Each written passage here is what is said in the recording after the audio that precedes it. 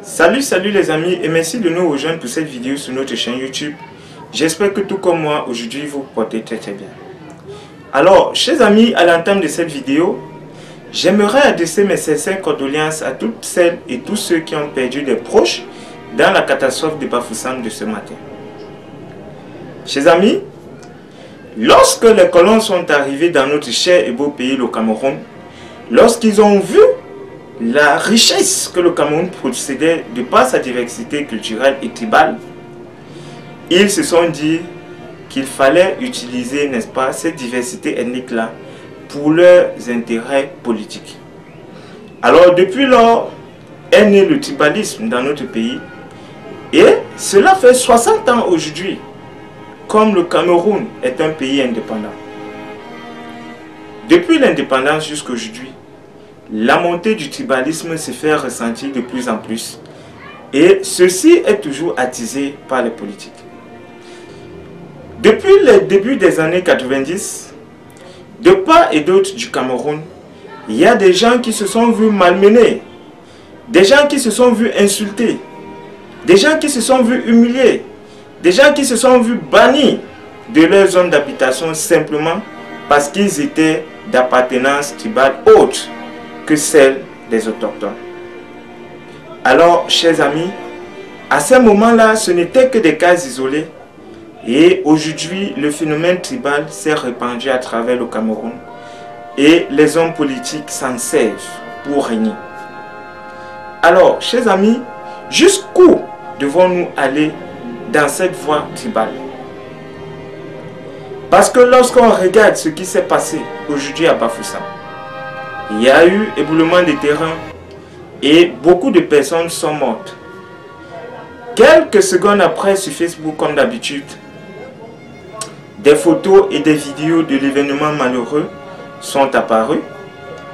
Et j'ai eu à lire des commentaires vraiment tristes, vraiment inhumains. Des gens qui tenaient des propos du genre « C'est bien ce qui est arrivé à ce peuple médiocre. Ils méritent ce qui leur est arrivé, ces Bamileke. Ces Bamileke n'ont encore rien vu. Ils vont subir la mort. Ces Bamileke vont être pourchassés par tous les moyens. » Alors, chers amis, lorsque j'ai lu ces commentaires, je me suis posé la question. Qu'est-ce qui nous arrive à nous, Camerounais? Sommes-nous à ce niveau-là? Et puis, je me pose la question et je vous la pose en même temps. Qui d'entre nous a choisi de naître au Cameroun? Qui d'entre nous a choisi de naître dans sa tribu? Qui d'entre nous a choisi ses parents? Qui d'entre nous a choisi ses frères et ses sœurs? Je pense que si vous êtes honnête, personne n'a choisi cela. Nous sommes nés dans une famille, nous sommes nés au Cameroun, et alors nous devons nous accepter tels que. Nous devons accepter qui nous sommes, et en fait, si nous voulons avancer, il n'y a pas de moyen. Nous sommes obligés de nous accepter tels que nous sommes.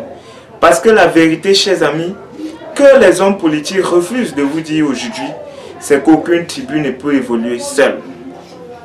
Alors, chers amis, il y a des gens qui pensent qu'ils sont super et qui peuvent tout.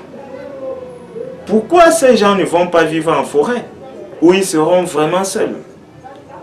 Si vous détestez tellement votre prochain qui est d'une autre tribu, pourquoi vous ne fuyez pas la ville pour aller vivre en forêt où vous serez vraiment seul? Simplement parce que la nature nous l'impose. Et encore plus aujourd'hui, chers amis, la mondialisation nous l'impose, la politique nous l'impose. Nous avons toujours vécu ensemble. Nous ne pouvons pas nous séparer aujourd'hui parce que nous soutenons tel candidat ou tel candidat. Parce que nous voulons que telle personne soit président de la République ou telle autre personne. Je vais vous dire en toute vérité et en toute honnêteté.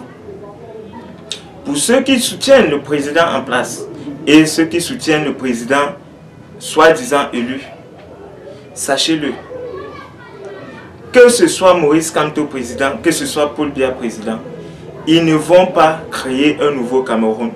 Ils ne vont pas inventer de nouvelles tribus pour vivre au Cameroun. Les tribus qui sont aujourd'hui, ils seront toujours et nous serons toujours obligés de vivre ensemble. Alors, chers amis, À un moment, je me suis posé des questions, mais c'est même quel genre de haineux ici? Parce que généralement, quand les gens vous détestent, ils aiment vous voir pour vous insulter. Ils aiment vous voir pour vous détester. Et lorsque vous détestez quelqu'un et qu'il meurt, qui est-ce que vous allez continuer à détester?